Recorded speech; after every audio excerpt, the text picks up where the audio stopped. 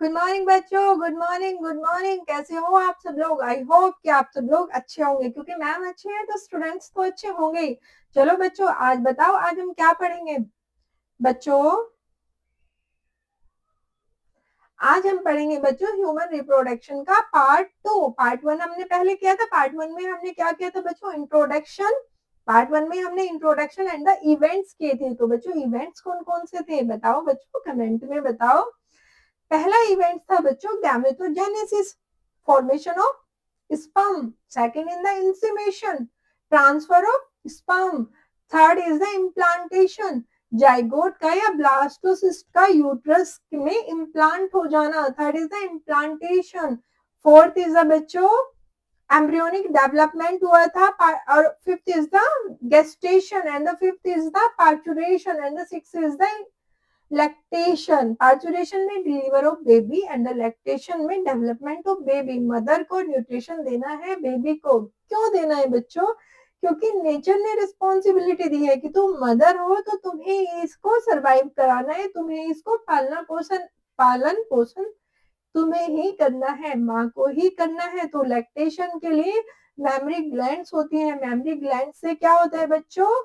Secretion of milk होता है। Secretion of milk mother से बेबी तक जाता है। न्यू बोर्न जो यंग वन होता है, ऑल एनिमल्स में देखोगे आप बच्चों, लाइक अ काओ एंड मतलब सभी एनिमल्स में अगर आप देखोगे, ह्यूमंस में नहीं, ऑल एनिमल्स को ये नेचर ने गिफ्ट दिया है। अगर नेचर इसको गिफ्ट नहीं देती ना बच्चों, तो शायद ये प्रकृति इतना आगे ना बढ़ पाती। हम और आप शायद होते ना होते, क्योंकि जो यंग वन होता है बच्चों वो कुछ नहीं खा पाता है।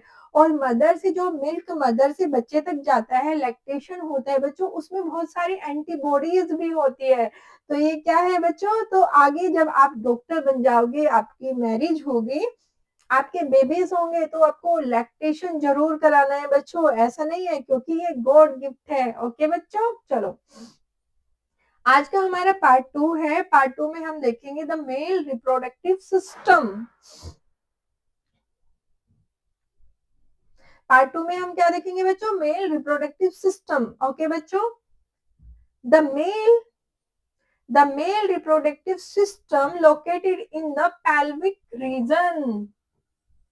अच्छा बच्चों, पेल्विस रीजन कौन सा होता है? जो स्टमक के नीचे का रीजन होता है बच्चों। जो मेल के रिप्रोडक्टिव सिस्टम होते हैं वो स्टमक के नीचे वाले हिस्से में होते हैं, जिसको क्या कहते हैं बच्चों? पेल्विक रीजन कहते हैं। It included a pair of testis. इसमें एक पेयर ऑफ टेस्टिस होती है। पेयर में कितनी टेस्टिस होती है? 2 टेस्टिस होती हैं। अलोंग विद एसेसरी डक्ट्स, बहुत सारी एसेसरी डक्ट्स होती हैं जो हम आगे देखेंगे। ग्लैंड्स होती हैं एंड द एक्सटर्नल जेनिटेलिया होता है। ठीक है बच्चों,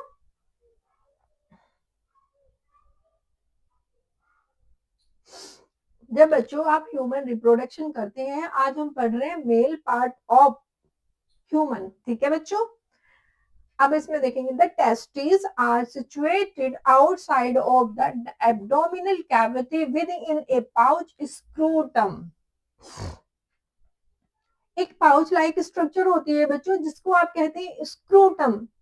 और उसमें कितनी टेस्टिस होती हैं बच्चों? 1 पेयर टेस्टिस होती है। कितनी टेस्टिस होती है? 2 टेस्टिस होती है। और ये आउटसाइड ऑफ बॉडी होती है। अगर आप फीमेल में देखोगे तो जो फीमेल रिप्रोडक्टिव सिस्टम के जो पार्ट्स होते हैं वो mostly inner side of body होते हैं, इनसाइड ऑफ बॉडी होता है। लेकिन मेल में ये आउटसाइड ऑफ बॉडी है। क्यों है बच्चों? क्या रीजन है? देखो, नेचर ने जो भी बनाया है किसी न किसी रीजन से बनाया है। ऐसे नहीं है कि सब कुछ ऐसे ही, नहीं, सब कुछ बहुत प्लान्ड है। कोई ना कोई वजह रही होगी आउटसाइड ऑफ बॉडी आपका स्क्रूटम के अंदर टेस्टिस का होने का। टेस्टिस में क्या होते हैं? फॉर्मेशन ऑफ स्पर्म होते हैं। गैमेटोजेनेसिस कहाँ होती है बच्चों? टेस्टिस में होती है। देखो बच्चों, जो ह्यूमन की बॉडी का टेम्परेचर होता है 35 टू 37 डिग्री सेंटीग्रेड होता है।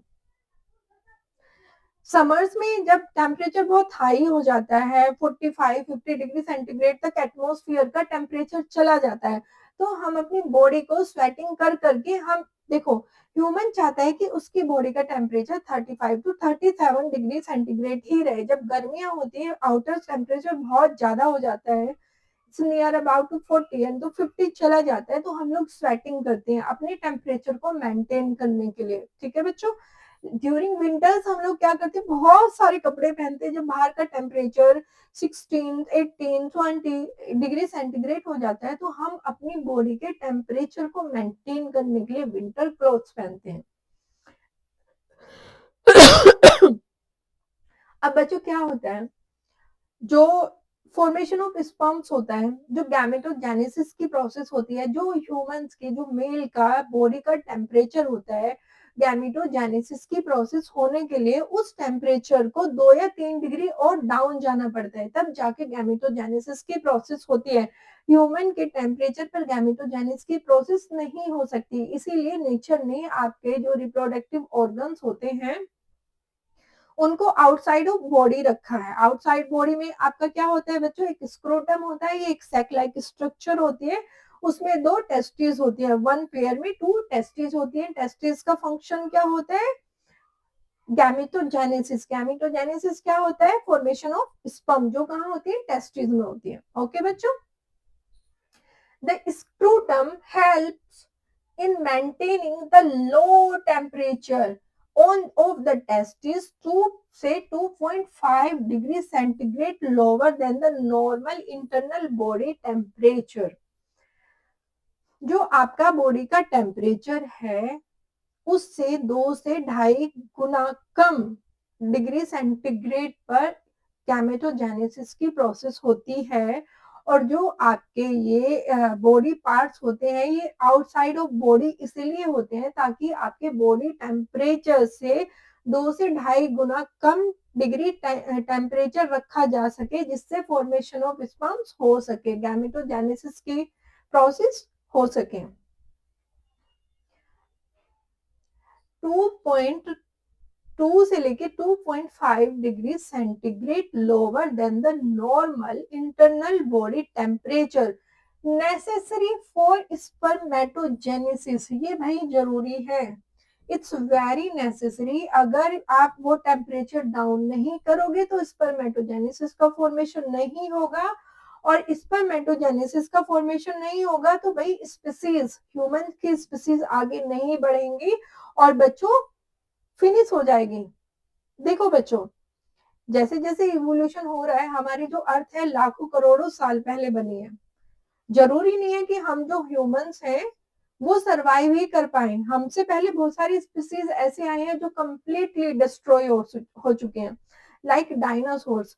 अगर आपने कभी सोचा है, डायनासोर 20-20 फीट ऊंचे थे, पावरफुल थे, सब कुछ था उनके पास, लेकिन उनकी स्पीसीज फिर भी खत्म हो गई, क्यों?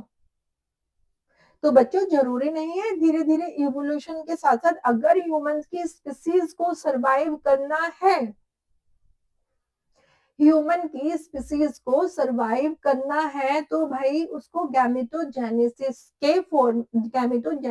के लिए स्पर्म के फॉर्मेशन के लिए 2 से 2.5 गुना कम डिग्री सेंटीग्रेड का टेम्परेचर अवेलेबल करवाना होगा। अगर नहीं कराओगे तो बच्चों स्पीसीज डिस्ट्रॉय, फिनिश हो जाएगी।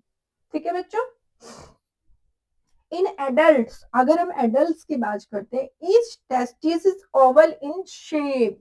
अगर आप एडल्ट की बात करते हैं तो जो टेस्टिस होते हैं वो ओवल इन शेप होते हैं बच्चों। इसमें आपको दिख रहा है टेस्टिस, तो ये कैसे शेप में है, ओवल शेप में है।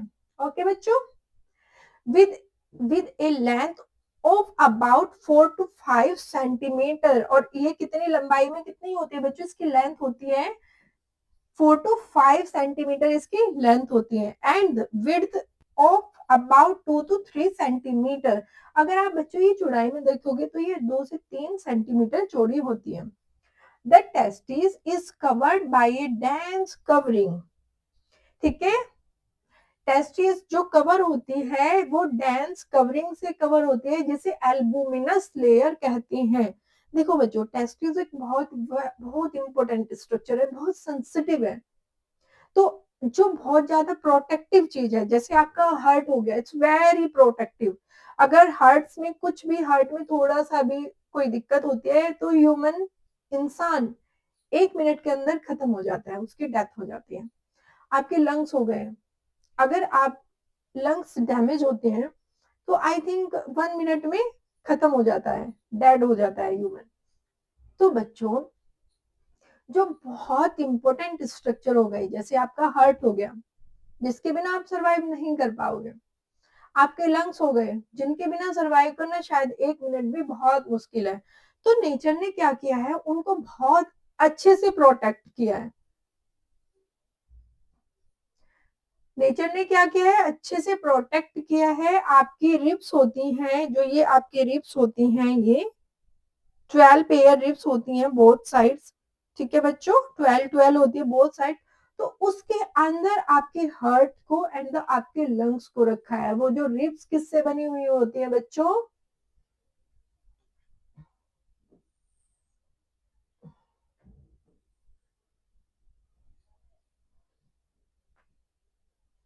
अच्छा बच्चों, जो रिब्स है वो बोन की बनी होती है, तो उनको प्रोटेक्ट करने के लिए कहा रिब्स के अंदर रखा हुआ है।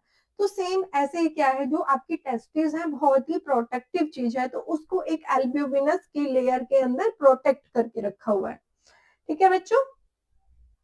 The testis is covered by A dense covering, जो एक डेंस कवरिंग है, एक मोटी कवरिंग है। Each testis has about 250 compartment testicular lobules. देखो बच्चों, अगर आपकी टेस्टिस आप देखोगे it's a ball like structure, okay, तो ओवल इन शेप, ठीक है बच्चों, ball, it's a ball like structure and the it's oval in shape. अगर आप इसको, इस बॉल को ऐसे बीच से कट करोगे तो ये ऐसे दिखाई देगी ना बच्चों। मेरे पास कुछ ऐसा है नहीं कि मैं आपको दिखाऊं।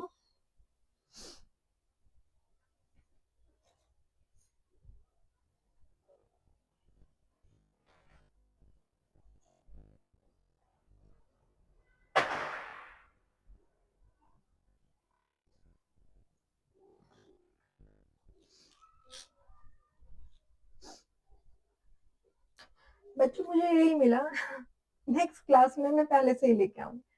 Suppose testis oval in shape, आप इसको इमेजिन करना है बच्चों, ओवल शेप में इसको इमेजिन करना है।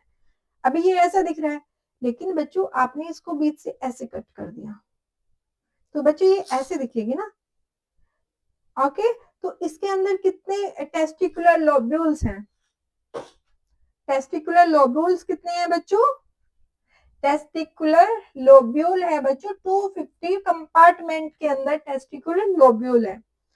ईच लोब्यूल, अच्छा इसका डायग्राम है, मैं आगे दिखाती हूँ।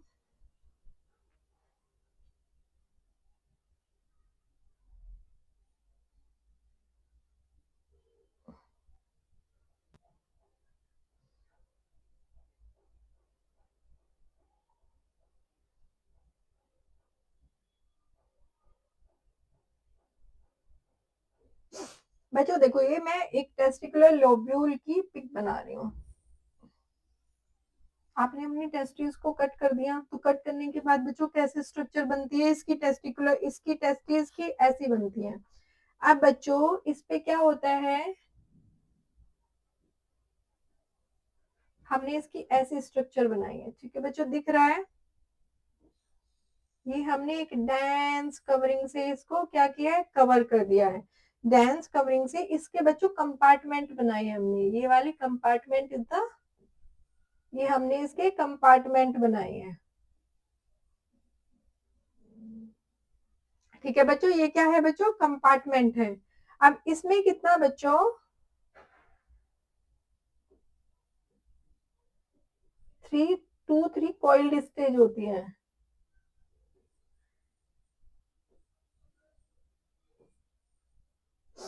कितनी स्टेज होती है बच्चों, 2 3 कॉइल्ड स्टेज होती है। अब बच्चों ये जो है, ये क्या है, टेस्टिकुलर लोब्यूल्स, दिख रहा है बच्चों। टेस्टिकुलर लोब्यूल कितने होते हैं, 250 कंपार्टमेंट्स के, 250। अब बच्चों इसमें एक टेस्टिकुलर लोब्यूल में क्या होता है, इसमें बच्चों होती है सेमनीफेरस ट्यूबल्स। तो बच्चों ये जो आपको दिख रहा है ना, इट्स अ सेमनीफेरस ट्यूबल्स। ये जो एक टेस्टिकुलर लोब्यूल में होती है, ये 1 और 3 होती है, सेमनी फेरस ट्यूबल्स।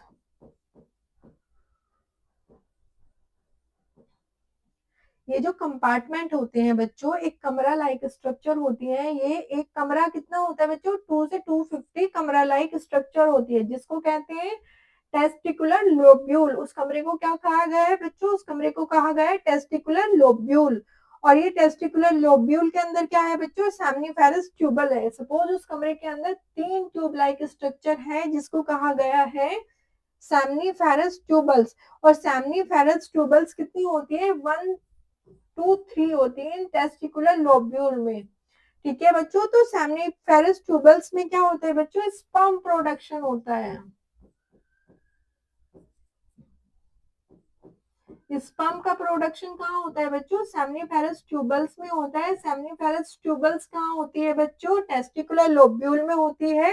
और टेस्टिकुलर लोब्यूल कहाँ होता है बच्चों, टेस्टिस में होता है। आई होप कि आप सबको समझ में आया होगा।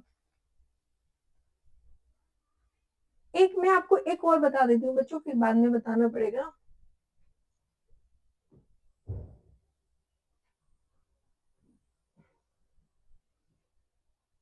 ये क्या है बच्चों, ये स्क्रूटम है। This is the scrotum. Scrotum क्या होता है बच्चों, सैक लाइक स्ट्रक्चर होती है, ये सैक लाइक होता है। स्क्रूटम कैसा होता है बच्चों, सैक लाइक होता है। इसमें क्या होते हैं, 2 टेस्टिस होती हैं। कितनी टेस्टिस होती हैं बच्चों, 2 टेस्टिस होती हैं। ये बॉल लाइक स्ट्रक्चर होते हैं एंड द स्क्रोटम एक बैग लाइक स्ट्रक्चर होता है। अब बच्चों एक बात बताओ, ये जो टेस्टिस हैं ये इधर उधर नहीं हिलेंगी, तो बच्चों इसको कौन किससे अटैच रहती है, किसके थ्रू ये अटैच रहती है, स्क्रोटल सैक से। तो बच्चों इस स्ट्रक्चर को कहते हैं गबरनाकुलम। गबरनाकुलम।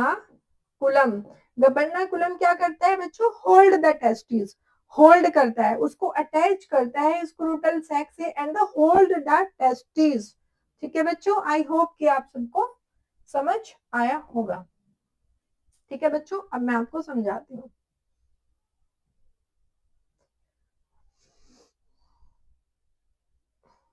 कहाँ तक पढ़ा था हमने बच्चों, टेस्टिकुलर लोब्यूल्स तक हमने देख लिया था। टेस्टिकुलर लोब्यूल क्या होता है बच्चों, टेस्टिकुलर लोब्यूल क्या होता है, एक स्ट्रक्चर होती है बच्चों, जिसके अंदर क्या होता है 1 से लेकर 3 तक सेमनीफेरस ट्यूबल्स होती है। सेमनीफेरस ट्यूबल्स में क्या होता है बच्चों, फॉर्मेशन ऑफ या प्रोडक्शन ऑफ स्पर्म्स होते हैं। ठीक है, अब हम देखते हैं ईच लोब्यूल्स कंटेन, जो हमने अभी किया है बच्चों, each lobule contain 1 to 3 highly coiled seminiferous tubules.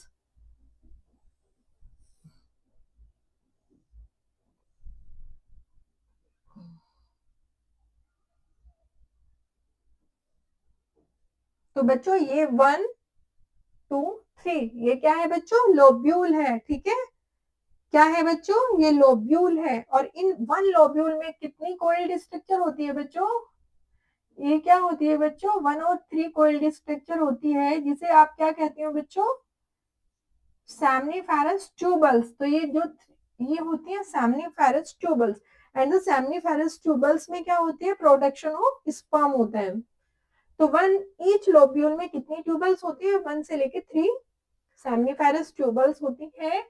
And बच्चों सेमनीफेरस ट्यूबल्स में क्या होता है, फॉर्मेट स्पर्म आर प्रोड्यूस्ड। तो स्पर्म का प्रोडक्शन कहाँ होता है, सेमनीफेरस ट्यूबल्स में होता है। सेमनीफेरस ट्यूबल्स कहाँ होती है, लोब्यूल में होती है। और लोब्यूल कहाँ होता है बच्चों, टेस्टिस में होता है। टेस्टिस कहाँ होती है, स्क्रोटम सैक में होती है। ओके बच्चों, अब देखो बच्चों, ईच सेमनीफेरस ट्यूबल्स, अभी सेमनीफेरस ट्यूबल्स के अंदर देखते हैं हम लोग होता क्या है। Each seminiferous tubules is lined on the inside by 2 type of cells called male germ cell, spermatogonia and the Sertoli cells. जो स्पर्म का फॉर्मेशन हो रहा है वो कहां से हो रहा है, मेल जर्म सेल से हो रहा है। उनको क्या कहते हैं, स्पर्मेटोगोनिया। स्पर्मेटोगोनिया या मेल जर्म सेल या mother of germ sperm. Okay, चलो मैं आपको समझाती हूँ।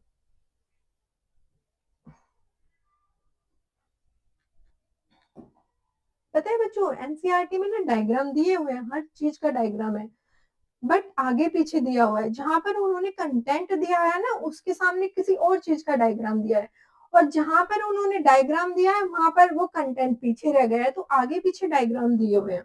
अब देखो बच्चों, ये एक सेल है, ये किसका स्ट्रक्चर है बच्चों? ये एक सेमनीफेरस ट्यूबल्स का स्ट्रक्चर है। एक लोब्यूल में दिस इज ये एक लोब्यूल में, ये एक लोब्यूल था बच्चों, कंपार्टमेंट लाइक स्ट्रक्चर।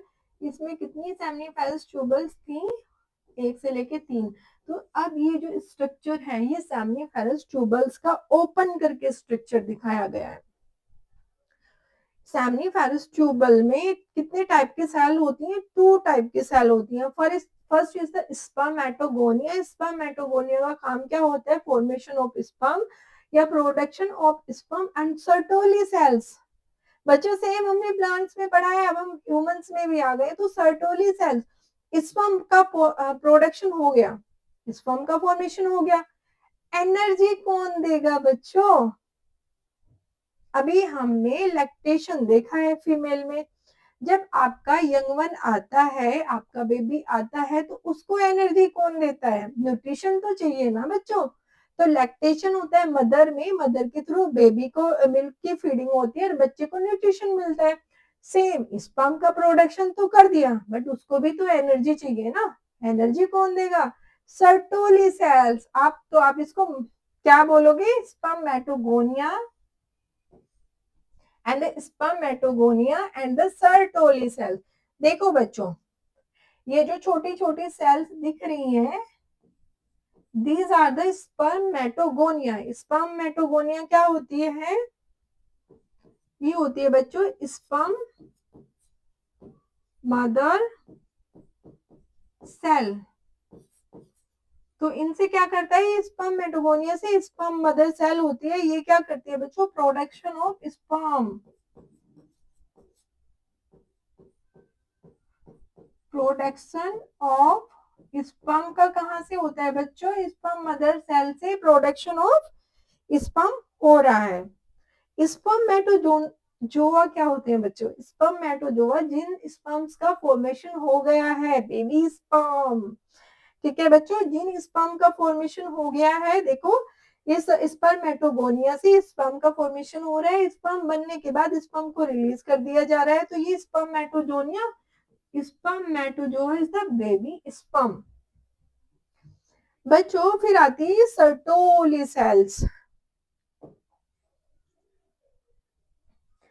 ये वाली कौन सी सेल्स होती हैं बच्चों? सर्टोली सेल्स, जो क्या प्रोवाइड कराती हैं? Provide nutrition, provide energy to sperm.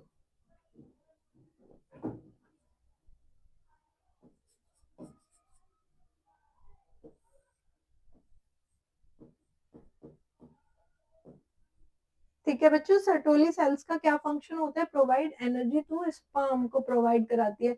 लेकिन बच्चों इसमें तो हमें एक और दिख रहा है, इंटरस्टिशियल सेल। इंटरस्टिशियल सेल से क्या होता है बच्चों? इसको आप कहते हो L H cell. L H cell क्या होता है बच्चों? Leading cell.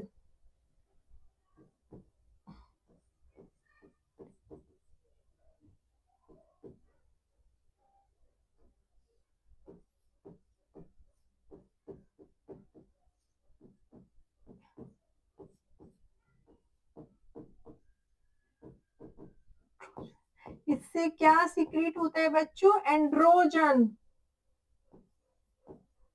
लेडिक सेल से क्या सीक्रेट होता है बच्चों? एंड्रोजन सीक्रेट होता है। एंड्रोजन क्या होता है बच्चों? हार्मोन्स होते हैं। तो हार्मोन्स का सीक्रेशन होता है। ठीक है बच्चों, अब मैं आपको एक और सिंपल सा डायग्राम दिखा देती हूँ। ठीक है बच्चों,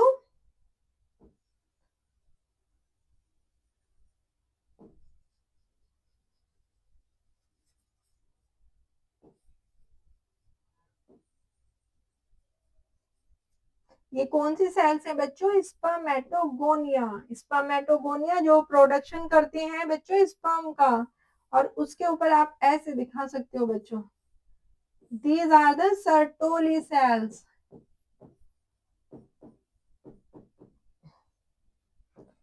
सर्टोली सेल्स, और छोटू छोटू छोटू छोटू बच्चों ये आप दिखा सकते हो interstitial cells. These are the interstitial cells. And the बच्चों छोटे छोटे स्पर्मेटो जो अभी आप दिखा सकते हो, these are the spermatozoas. I hope so कि बच्चों आपको डायग्राम समझ आया होगा। ठीक है, अब मैं आगे।